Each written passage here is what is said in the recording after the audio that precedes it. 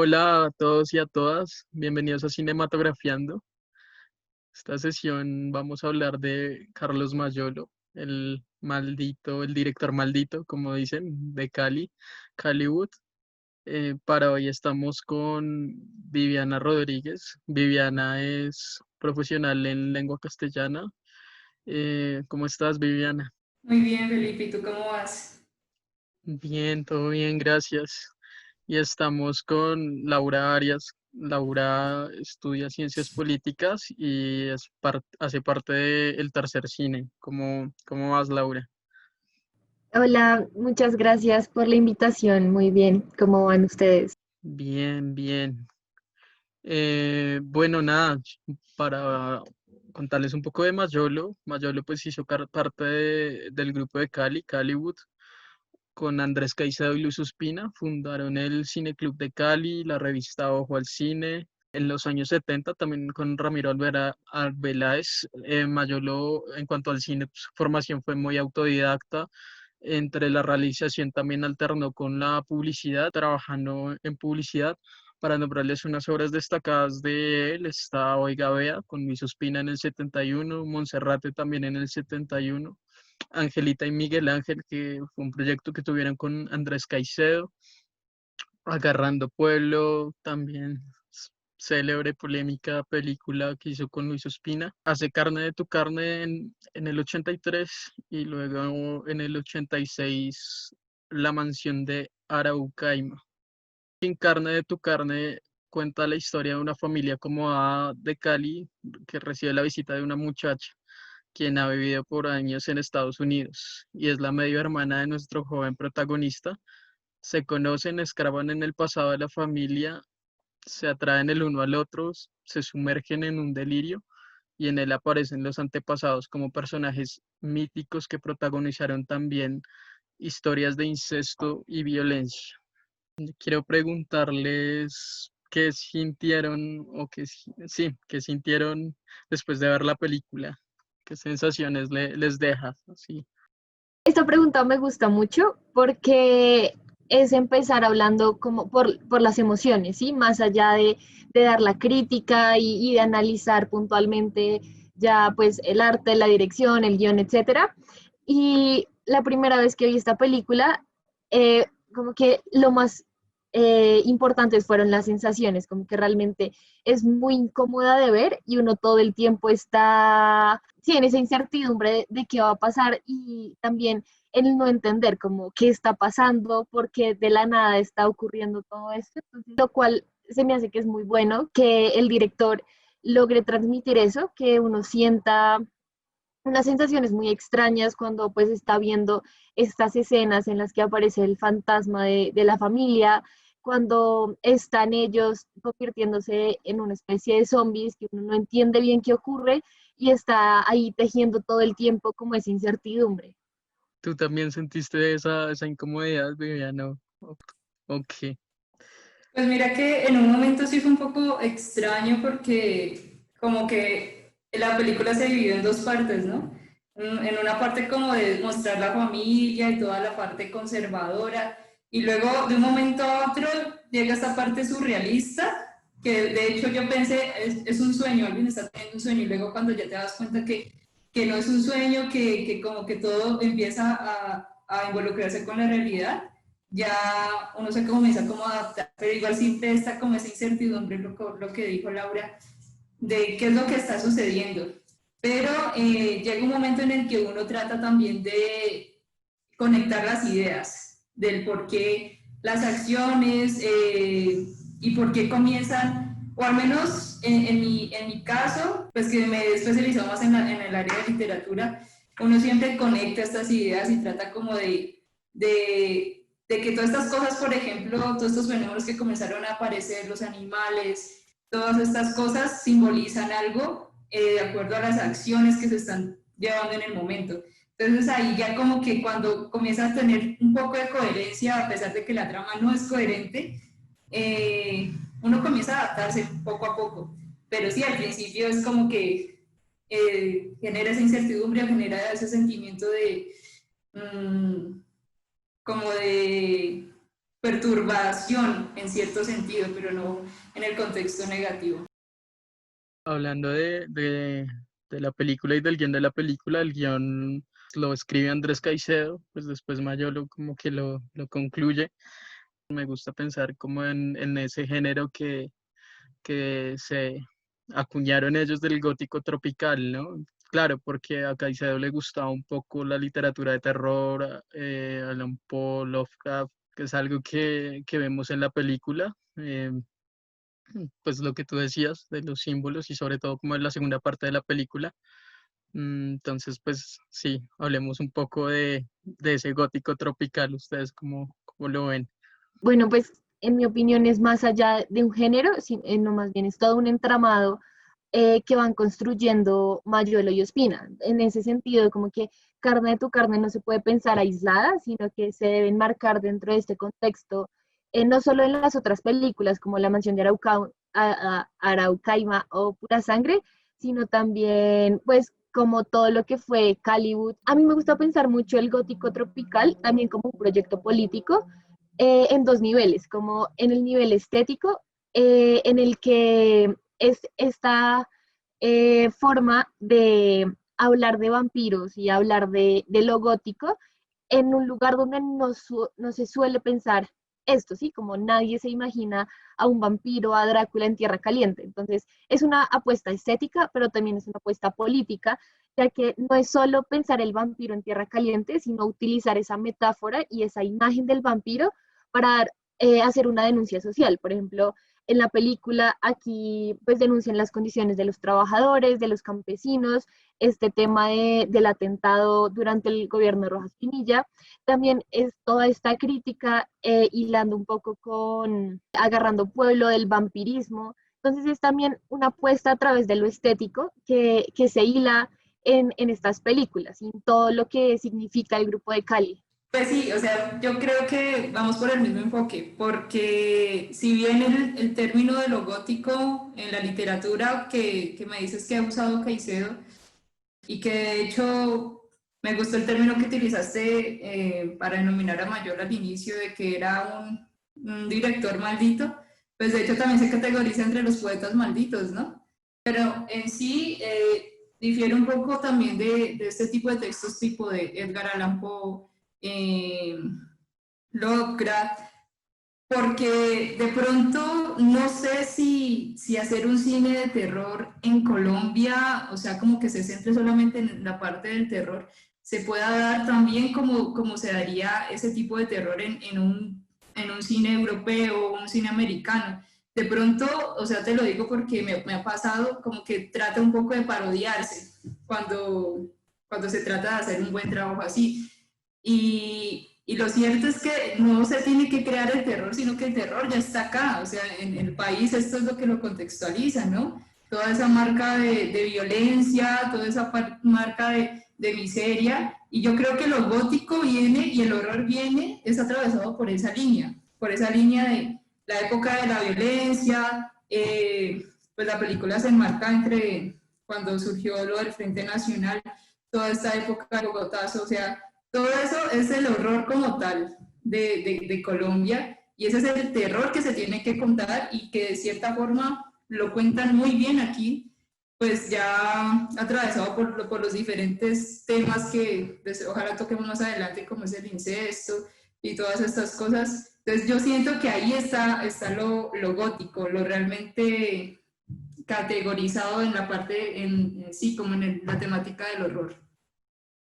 De lo que están hablando me interesó mucho en la película y estoy de acuerdo nomás como empieza la película con pues el personaje que hace Mayolo de pues ahí sí, enterrando unos campesinos claro, y ahí empieza y me parece muy chévere como tú lo planteas de ese terror y que por ahí lo abordaron ellos, claro, como esa crítica social y esa crítica política. Entonces también para pensar el contexto y ese hecho de el atentado en Cali que vemos en la película que se vivió mientras estaba en el poder Rojas Pinilla. Y me parece interesante cómo eso se ve en la película, ¿no? Entonces, como en la cuando están cenando, bueno, sí, Vicky Hernández, el personaje de Vicky Hernández lo dice, ¿no? Como que le dice la otra hermana que bueno es tener pues un militar en la política y ella dice no, pero no en el poder, ¿no? Lo remarca.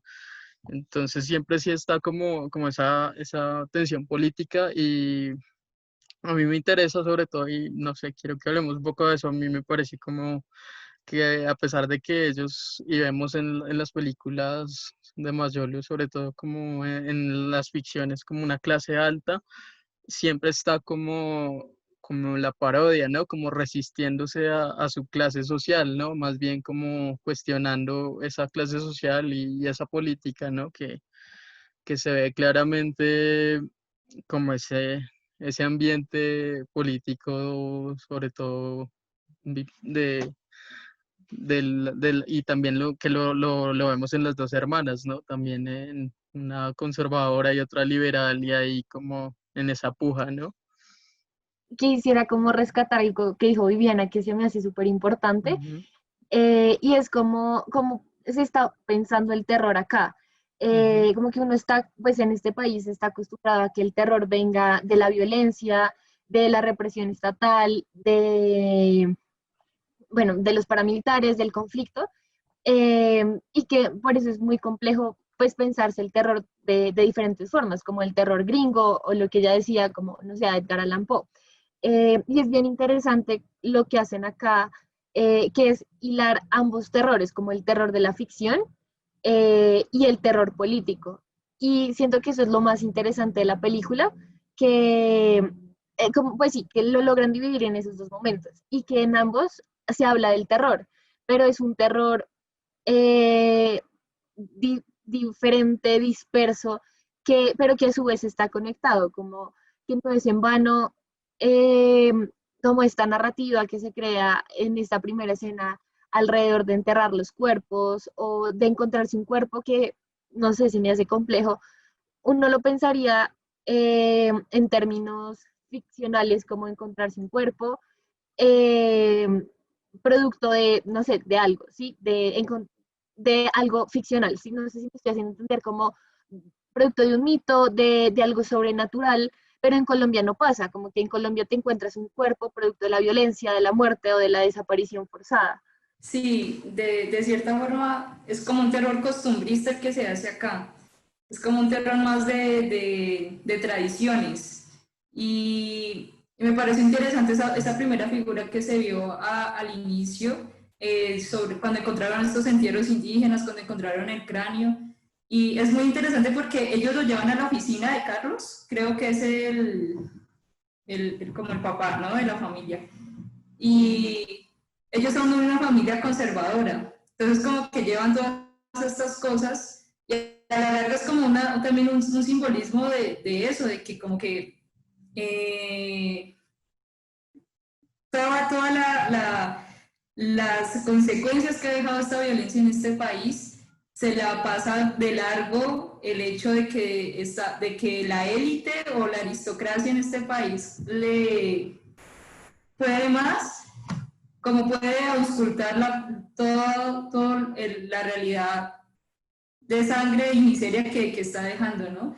Entonces, como que se empiezan a configurar estos contextos, estos escenarios, y me parece como muy interesante cómo lo logra unir con la parte de la superstición que como país tenemos súper arraigada. Entonces es algo como que no desconecta, como que el entierro indígena pues significa que hay unas tradiciones allá, hay unas tradiciones de unos ancestros, hay algo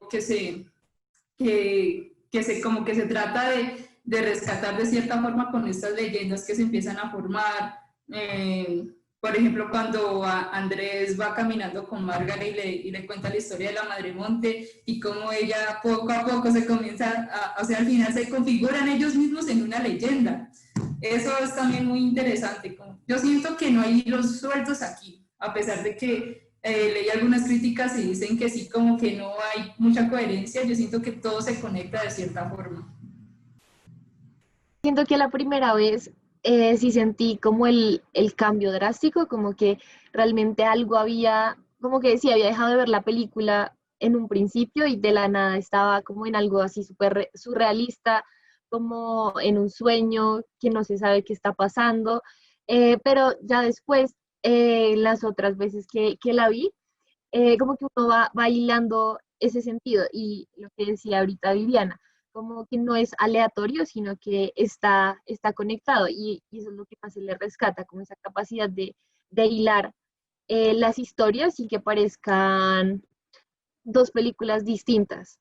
Sí, bueno, no, pues hay que hablar del incesto, pues no sé, cómo hablar del incesto, de la relación, no sé, pues por ahí leía que decían eso de los caleños, que igual no censuraron tanto eso, a pesar de que ellos fueran menores de edad y tal, como que hay cierto paganismo en la cultura caleña.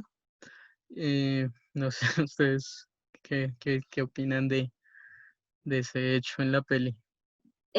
Realmente no sabía eso como que se piensa de la sociedad caleña, y también pues es pensarlo un poco en términos éticos de la grabación que implica pues todas las escenas, cómo se grabaron siendo ellos menores de edad.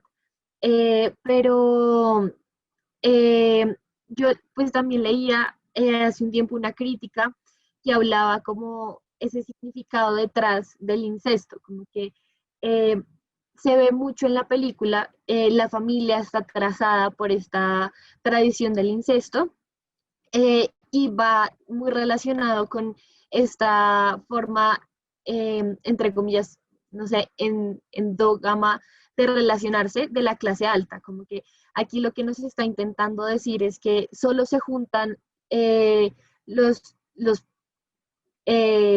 pertenecientes a esa clase social para perpetuar y para mantener el control sobre el territorio, sobre el capital, sobre la herencia en este caso. Entonces es la carne de tu carne con quien te debes relacionar todo el tiempo.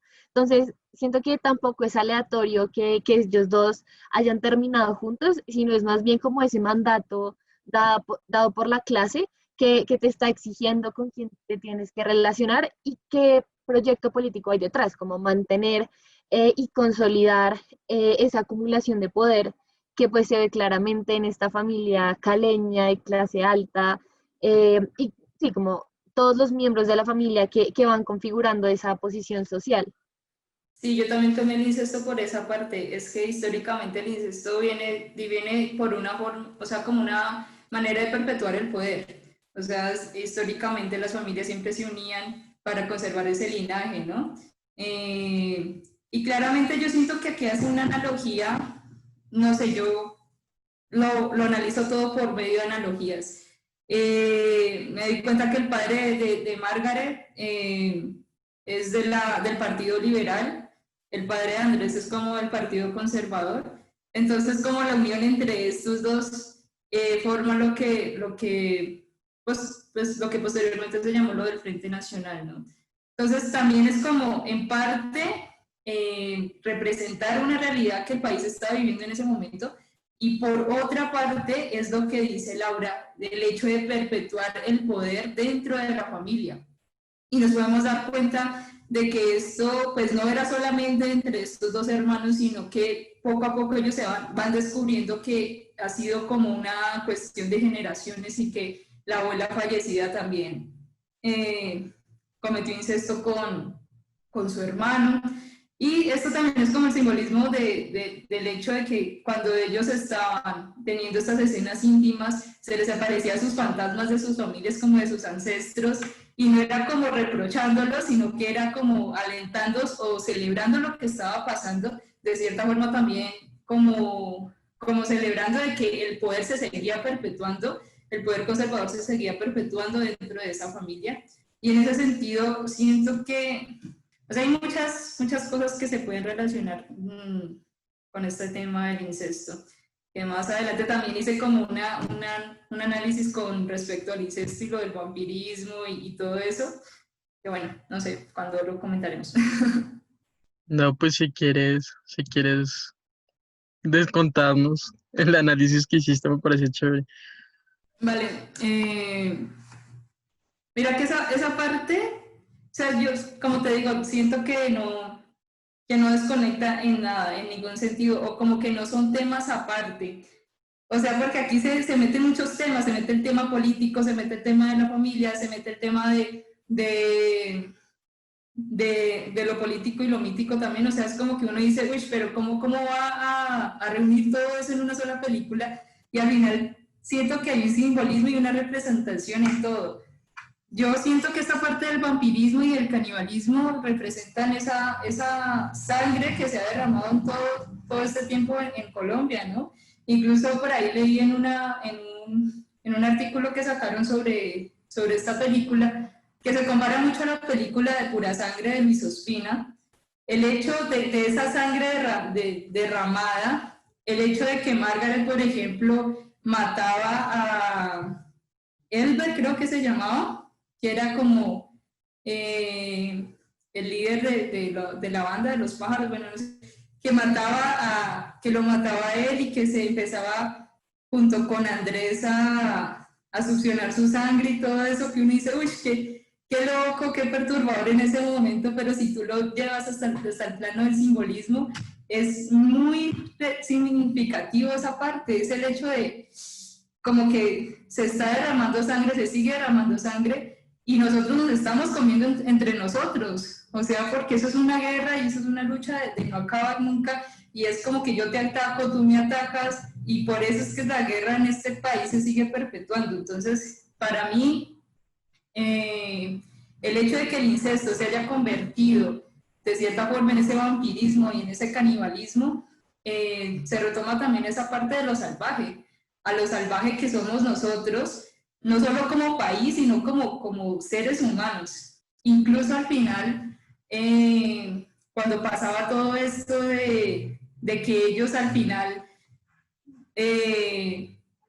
aparecen dentro del monte ya convertidos como en una leyenda, como esa leyenda que no murió, es el hecho también de decir la violencia no ha muerto, o sea, esto no ha acabado. La violencia es una época de Colombia que fue nombrada en su momento como eso, pero todavía se sigue perpetuando. Incluso también recordé un pasaje, si estoy hablando mucho me dicen. También recordé un pasaje de un libro de La Vorágine que lo leí durante mi carrera. El final de La Vorágine dice, y los devoró la selva. Entonces ahí también fue como una analogía de, o sea, ellos mismos se dejaron de pronto absorber por todas estas relaciones de poder que tenía su familia, que al final miran en lo que se convirtieron, y de cierta forma también la selva los devoró, convirtiéndolos en eso, en esos seres humanos que pasaron de ser como unos aristócratas, de un linaje aristócrata, a ser un linaje totalmente salvaje. Ya. Muy chévere, pues esa interpretación que le da así a esos elementos que tiene la película, que por lo demás también me pareció muy cinematográfico también, y pues un homenaje también al cine que que hace Mayolo ahí, mencionando a Polanski. No sé, te quería también preguntar a ti, Laura, si también lo viste así, el hecho de la sangre y esa relación también con el poder.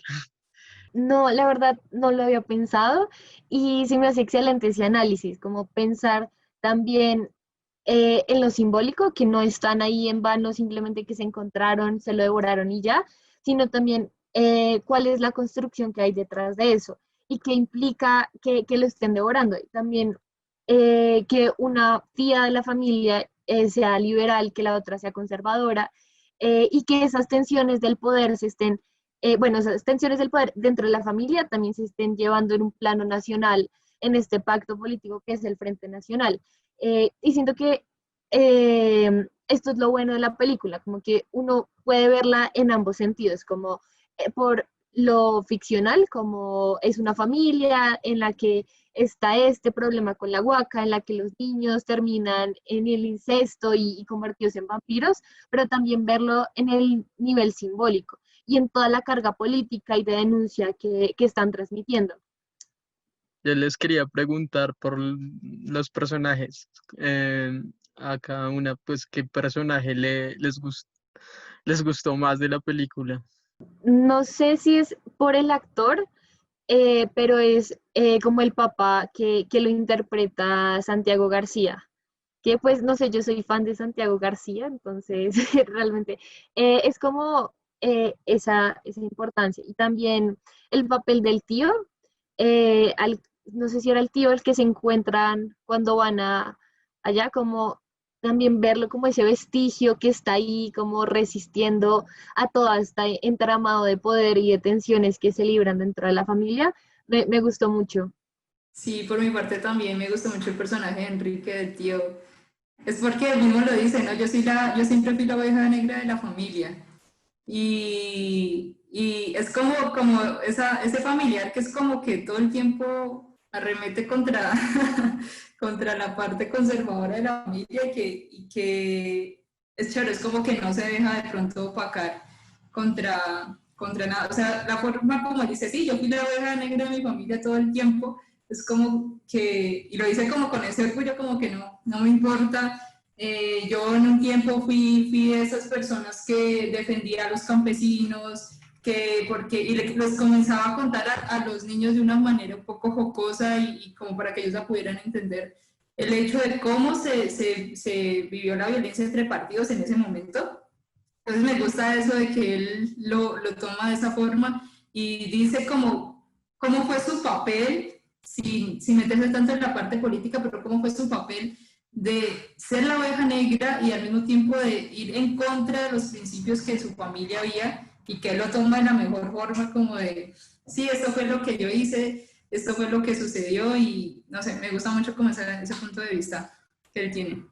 Sí, no, además como se ve pues a lo largo de la película, como esa, o sea, esa tensión por, pues de clase, ¿no? De que todos tienen que pensar igual o reaccionar igual. Entonces cuando están viendo los videos y pues cuando se lee el testamento de la abuela, entonces cuando mencionan a Enrique todo el tiempo pues es como hablando mal del man porque claro, el man fue el que se abrió y no le siguió el juego, ¿no? Y pues incluso dejan ahí, sí, como una alusión a eso y todo el tiempo y dejan ahí la silla vacía de Enrique y para mirar mal y después está ese elemento provocador, digamos que a mí también me gusta en ese sentido, como ese elemento provocador y como de cuestionar ahí la clase también.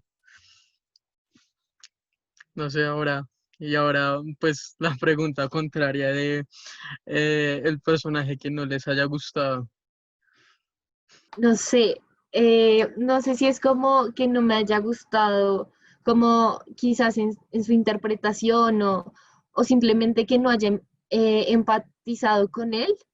Eh, Quizás como la abuela, que pues realmente no es que figure mucho, pero sí en esta acción también vampírica, pues no de ella, sino más bien de los hijos de la familia, como por ir a extraer la herencia, pero sí, realmente no es como que haya uno con el que no me haya gustado.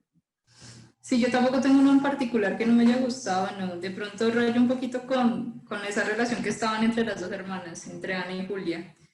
No recuerdo cuál era la que era como un poco, sí, como esa tensión entre ellas dos, de también estar compitiendo por el amor del mismo hombre. Entonces era como esa cosita que a veces se tiraban las pullas. De hecho, no recuerdo muy bien si era Julia o era Ana, creo que era Julia, la que al final decía los Quirós son los Quirós y los Velasco son los Velasco. O sea, no es que no me guste ese personaje, sino que el personaje que interpreta como esa arrogancia, que interpreta también esa aristocracia y es como que raya un poquito entre lo que uno piensa o lo que uno siente, pero no es porque el personaje sea malo, sino que simplemente esa clase de personas que tienen como ese tipo de pensamientos, pues lo representa muy bien y es como que raya un poquito, pero no es porque no me haya gustado como fue el personaje. Muy chévere como el análisis que hacen ustedes y sobre todo la relación con pues con los elementos políticos que hacen de la película. Muy chévere. No, pues yo les quería preguntar a cada una, pues así como conclusión, digamos, qué más elementos vieron en la peli?